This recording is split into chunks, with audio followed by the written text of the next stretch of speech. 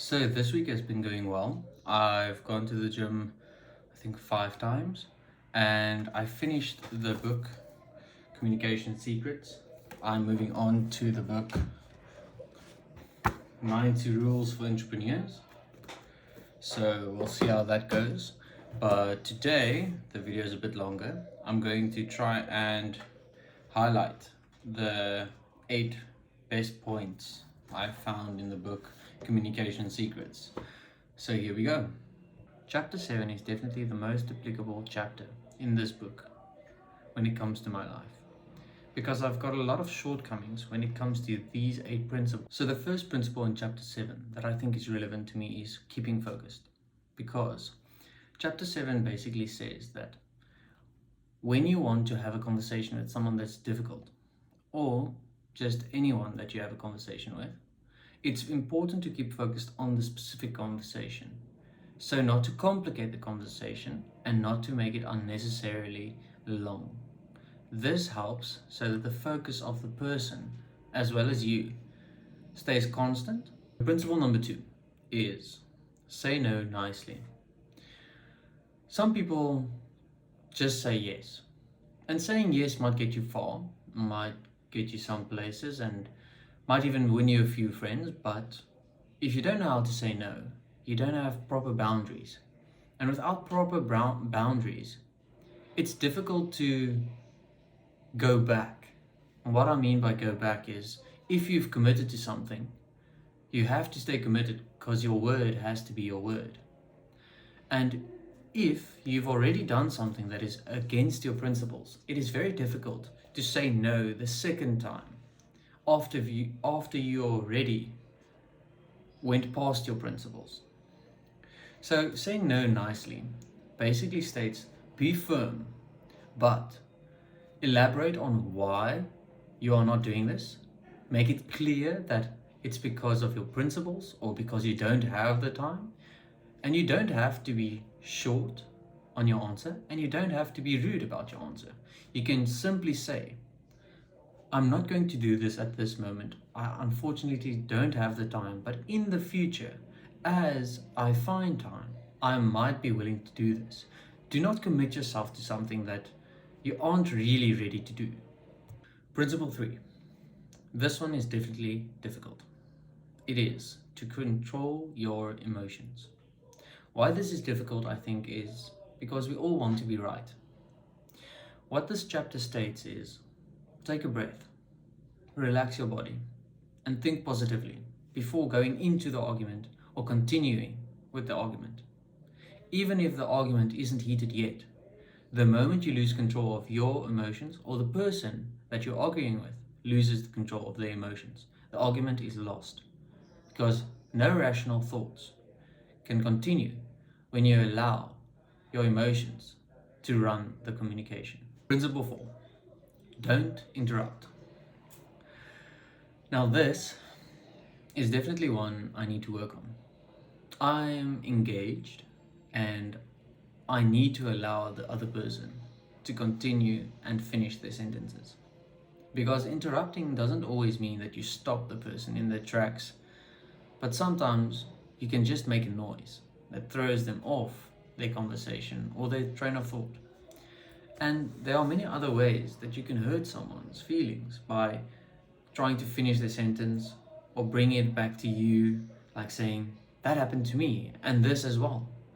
Or making suggestions without listening. All of these are ways that you can make a person feel unheard. And when someone else is feeling unheard, it is difficult to really understand what's wrong in the situation or where the situation is going. So it's important to sit, be quiet, give the person a moment, have them finish, and if you can't remember everything they're mentioning, write it down or discuss with the person beforehand that you would want them to state a full point and then answer them, and then continue the conversation so there is no unnecessary interruption, because it definitely is difficult when someone just continues talking and you don't get a chance to say anything. But it's more important to have the other person know that they are being listened to than you being heard, because that is not the way to find out what the problem is on their side. Principle 5.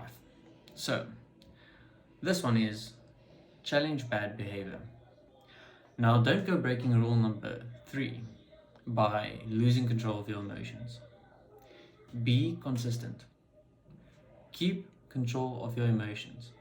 But when the other person is losing control, make it clear. Say you are crossing a line. Be calm, take a breath, come back when you are ready. Don't allow the conversation to spiral into emotional mess. You can take control by allowing the other person and yourself the time to have a breath, think things through, and then to address where the bad behavior is coming from, as well as addressing the problems with the way that you communicate. So it is important to challenge bad behavior. Be clear, be precise, and be direct about what is bothering you. Otherwise, the answer to your problems won't come easily and it won't come quicker. Number 6, listen empathetically. Now this one, it can be difficult when you don't know what the other person is going through or understand why they are doing what they're doing.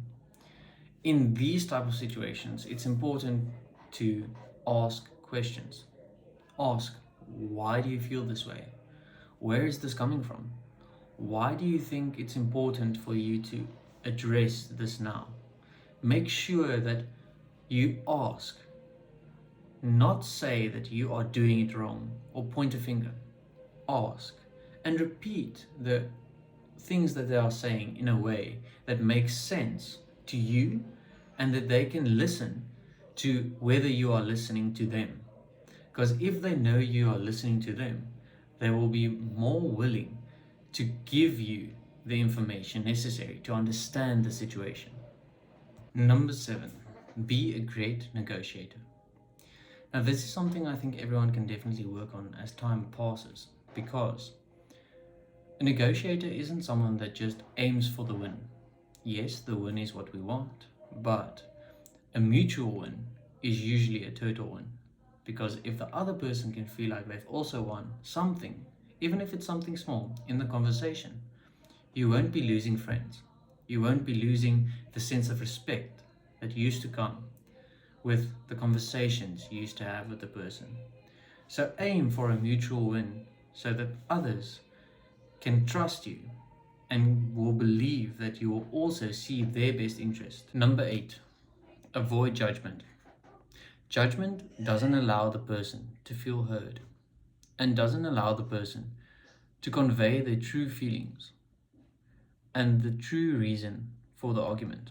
And if you want a common win, a common ground for an argument, you need to understand why and where the person is coming from. This takes much work, a lot of control over your emotions, a lot of empathy in the conversation, listening, asking questions, and conveying what the person has said. Because the moment you judge, it's difficult not to continue to see them through one lens. And one lens does not convey an entire person's reason or way of thinking.